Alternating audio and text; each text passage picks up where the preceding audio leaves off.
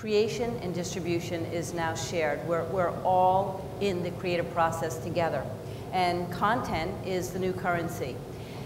Brands have a greater role. Brands have such an important role in this new economy, and it's more powerful than ever. Let's open it up by discussing how exactly are brands participating? What are you seeing? Are you seeing that this is just another way to advertise? So, you know, we're wrapping advertising around the content, whether it, you know, be any kind of online ad format, pre-roll, post-roll, new format skins that are coming out. Are you finding that brands are curating and distributing content and playing in that way? Or are you finding that brands are truly seeing the power of smart integration? And Kevin, why don't we start with you? It seems to me like brands probably never would have gotten to the programming stage if technology hadn't evolved to the point where you had multiple platforms that were being used by multiple target demographics at the same time. I think that everybody was happy for the last 50 years sitting in the middle of the ad break. The problem was we went from 3 networks to 5 networks. We went from having a distribution point that was limited by studios and networks, and then it expanded out there. There were more networks, there were more channels, there were remote controls in everybody's hands, and there were the disruptive technologies, TiVo on demand, that actually enabled the consumer to actually skip an ad. And I think up until that point, advertisers were happy to just sort of figure it out as they went along, and all of a sudden they hit a tipping point in the early part of this decade. I think that they hit a tipping point and they started to actively get into supporting programming as a marketing and an advertising tool, but supporting it. And I think that what happened was they looked around and they realized that the skill sets needed to create programming had long atrophied from their traditional agency groups. And so it took a little bit of time for them to learn up their agencies and to find other agencies that could help them and other studios that could help them. So I think that it's accelerating. Yeah, I mean, I agree with everything that Kevin said. I think that, you know, we hear 2 things when we're having conversations with brands and agencies, in addition to what Kevin referenced. One is that, you know, in addition to technology changing how consumers absorb ads on television, for a long time, advertisers have been supporting television. They spend a lot of money. It's really the only path to monetization for TV shows until something gets into syndication, and even syndication is relying on ads. And yet advertisers and agencies never end up with any equity in the IP they create. I think that this new world is an opportunity for advertisers, both on the client and the agency side, to actually, you know, own a piece of what they're supporting as opposed to just leasing it or renting it from a media company. And then the other part, you know, really springboards off of what Kevin was saying, which is, you know, if we're going to talk about branded entertainment, it has to be branded. It has to be good for the brand. It has to, you know, be the right messaging and targeted at the right groups.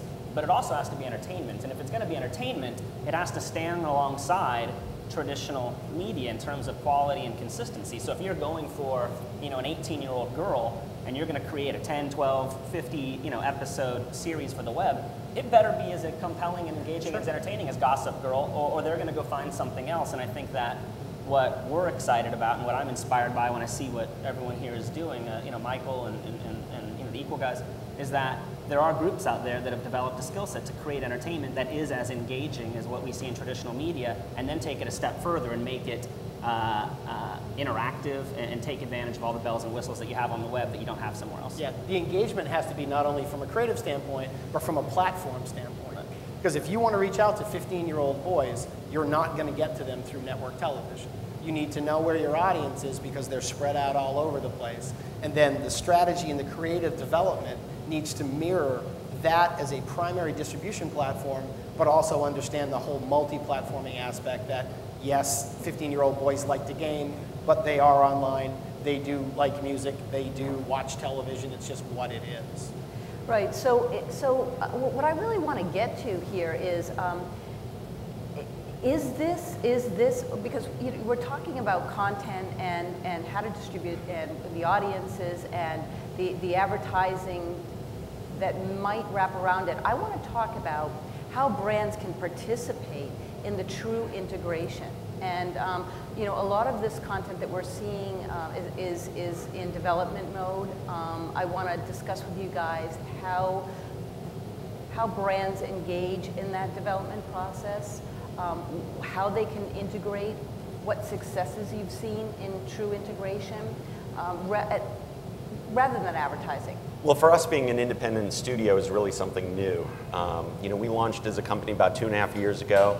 We had an exclusive deal with MTV Networks. We were producing digital content for them. We also have a talent management company, and our clients were producing a lot of digital content for other companies. But the ability to finance content ourselves is new. And the way that I really see it work is ultimately it's a partnership. And we're trying to create environments, and those environments need to be supported by ad dollars, and those environments need to match the underlying values that are inherent to brand with underlying values that are inherent to the piece of content. So what we have to do, I believe, is not come to you and presume that we know best what's best for your brand. I think we need to get as deep an understanding as possible of what brands are looking for. What type of opportunities are they looking for multi-platform experiences, and really say, look, we're incubating content here. Just as in the early days of television, we want to be partners with you doing that. Let's figure out what works, what suits your needs, what rollout fits, what platforms work, and really invest you in that process, not just emotionally and creatively, but also financially, so that you're a stakeholder in it. And when that piece of content migrates into more traditional platforms, you're associated with that content. Because I think what's really happened to our industry has largely been, to some degree, a hijacking of windows by the traditional gatekeepers. And you know, any of you who invested in Friends, for example, got value out of the 30-second spot, but you never had an association with that show very much.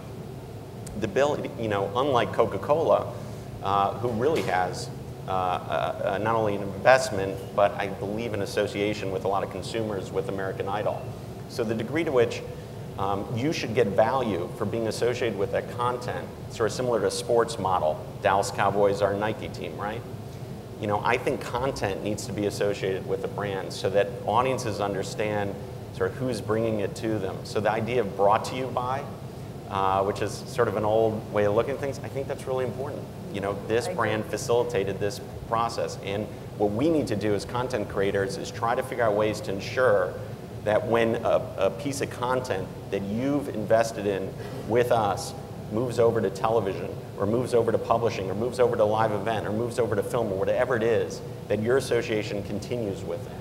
And I think the way to do that is to financially invest you into that property so that I can say to a TV network, they are stakeholders in this property. They are not just advertisers. They are stakeholders, they're partners. If you want it, you have to make a deal that is commensurate with the risk that they've taken up front. And this is a really interesting approach, because if you think about the cost of production, is lower for the web, but not as low as we'd all. It was lower a few years ago because the quality showed that. Now you can spend a significant amount of money on production. A brand can be involved from the beginning, and there could be some really smart integration. And then the IP model is a shared model, which I think is brilliant, so that you are maximizing your investment across the life cycle of that property. And I would say we need more, right? We need more than just dollars, because you're right, the production cost is relatively low. What we really need is the partnership, because what the partnership gets you is a marketing opportunity. You all have networks with your brands, whether it's a network of bottles, you know, whether it's a network of in-store retail opportunities, and that's what we have to leverage, because the biggest barrier of entry is becoming, how do you get noticed? You know, marketing is the biggest barrier of entry, and I don't have to tell you that because you struggle with it every day. But for us, there's a lot of great properties out there. How do you get them seen? We need help marketing, selling, creating awareness around those properties. How do you see brands participating in, say, the comic strip property that you're working on right now? I mean, that one, you know, is, I see kind of a future for that whole kind of genre of comic books, because comic books have traditionally been printed. You can only get them in a comic book store. what we'd like to do is really create sort of a new way of watching comic books in sort of a cinematic way. And we've approached brands with the ability to actually brand it, sort of create a special comic book version of their logo, of a sort of a, you know, some kind of commercial if you want. There's ways to sort of create content that go along very easily with a comic book style, and then it could become, you know, sort of not only part of the content presented by the brand, but also associated with the brand. So moving into, if we're thinking about the ways that brands can be involved, if you think about originating content, co-creating content, or you guys creating content and then going to brands for either advertising or co-creation, how are you working? Are you working directly with brands? Are you working with agency partners? Or are you working with media distribution partners? Talk to me about this process. You guys, Kevin, I have an opinion, but I'll go Kevin, next. we want to hear your opinion. You know, we're working, you know, in most cases, we're working with brands through their agencies, and I think that's probably the way that it should be. I think that it's something that we all do together, and we all bring a certain value to the table. You know, our goal, and this probably goes back a question or two, but in terms of how brands participate, our model is let's work with the best and brightest creative minds in Hollywood, right? People who typically get paid a lot of money, you know, for their day jobs in film and TV, but who, for their own reasons, and there's a list of them, want to work in the online space knowing that the financial returns maybe aren't going to be the same. And they come into our doors and they pitch us great ideas, and they want, right from the beginning, to be at the table with the brand. They want to be sitting there with the brand, with the agency, to talk about organic integration of product, to talk about integration of messaging, to talk about where the content can be distributed, when can it be distributed, on what platforms, and they're really excited about being part of that conversation. And I think that's the real exciting moment that we're in, is that, you know, for maybe, you know, the first time, there's an opportunity for people in the marketing side of things, brands and agencies, to really sit at the table and have a creative conversation with some of the most talented people who have created some of the most, you know, beloved entertainment of our time. And that's something that typically doesn't happen. In the traditional model, there are so many people in between brand, agency, and content creator. You normally don't see a TV creator and showrunner sitting down with, you know, the chief marketing officer of a consumer product company. So I prefer, you know, I think working through agencies are great. There are certain instances where personal relationships, you know, directly with the brand, you know, come into play, but I'm not looking to disintermediate anybody. I think it's great if we all sit at the table and figure out what our roles can be. You know, what's really interesting is that everyone's interests in this ecosystem are aligned, unlike television, where the producer usually doesn't share in any of the integration revenue. Right. So in this case, the fee structure is so low for producers or creators that their upside is sharing in the revenue opportunities. So the better job they do, the more reward they get. So they understand who's paying for this. They don't think necessarily, we may be advancing money, but ultimately this is being supported by brands. So I'll give you an example. We're producing a television show right now for a network, and brand comes in the door. Network takes all the money, 100%, wants us to play along and do all this integration. We don't see a dollar of it, not just personally in our pocket as fees. It doesn't go to the screen. It doesn't go in the production budget. Network's just taken off the top. Why do I want to help out a network that's not paying me to create extra work to do something for a brand? You know, it's not going to be something that you're invested in. Whereas if you share in that value creation, you know, you're going to be invested in doing so. I agree. And Kevin, I absolutely want to hear your opinion, and I want you to talk about in the motherhood, because this is a perfect model. I mean, you've got something that, you know, was very, very popular on the web. I think 10 million views in the second season, picked up by ABC. Who owns it? Who's benefiting? You know, how are the brands benefiting in this new model? And what is your prediction for how it's going to do on broadcast? Sure. Well, first of all, we personally like to work with brands, but our best working relationships are with agencies. Mindshare Entertainment, one of the smartest companies out there, because what they did, they went out and they got a guy who used to run a network. And so every time they go in and they talk to somebody, they're not carpetbaggers. They're not the guys, they're not the lepers with the most fingers.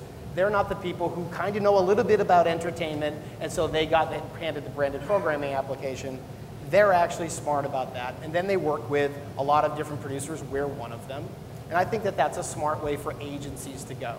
I think the problem is when the agencies, creative agencies especially, feel that they should be driving the creative boat in a venue that they're not necessarily prepared for. Agencies are good at print, radio, and broadcast. Some of them are good at long-form programming, but most of them aren't. So we don't mind working with them, but we want to be able to take the talent that we bring to it and let them do what they do without the agendas of agencies getting in the way. Because ultimately, that serves the client's needs best. There's a lot of land grabbing going on now. If I feel like I have a little bit of an edge to me, it's only because of that. I think that there are a lot of people out there who are trying to get into the programming business because of their association, not because of their relative talent. Okay, and I want to hear about In the Motherhood, but I'm going to sort of counterpoint you a little bit. The agencies, they understand the essence of the brand. They bring the insight. They bring Absolutely. the consumer insight. And they do bring ideas to the table. So we'll go back to what Brett was talking about, where it's a table where we're all sitting now, and that goes back to my first point, where brands and their agency partners and producers and distributors are all sort of on equal footing ground from the beginning of the creation process through the distribution decisions and planning, and then also could share in the ultimate IP.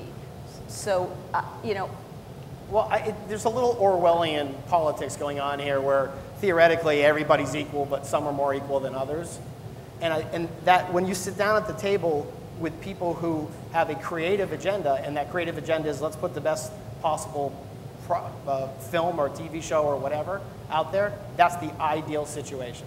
And what we strive for is to find agency partners that do that. But tell us quickly about In the Motherhood and what you think the predictions are. I mean, do you think the web has just been an incubator for it to then go to broadcast? Well, are we really looking at a new model? Well, I think it's a little bit of both. I think that anytime that you can get 20 million plus uniques watching one series, then I think any network's going to sit up and take notice. Especially if you've seen In the Motherhood, then you know that not only does it have actresses that you recognize, but it has writers that are, Plummer and Belsing wrote the last 3 seasons of Friends, and they wrote this year's season of In the Motherhood.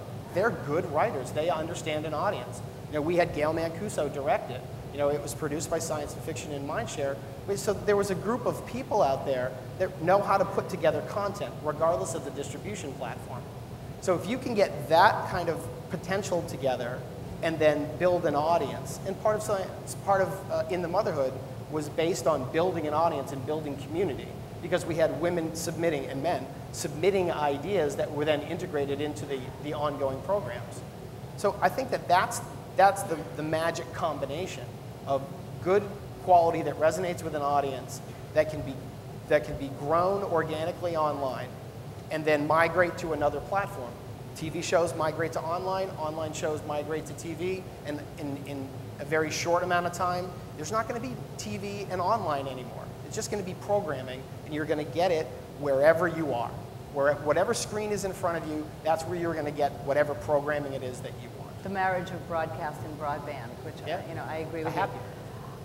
I have one final question. We're out of time, but I do want to run through and have each one of you talk to the marketers in the audience and give them your advice. They want to get involved. They want to enter this arena. What is your best advice for them? Well, I think it's, we're at an early stage in this, but at the same time, I think it's very important to nurture this space.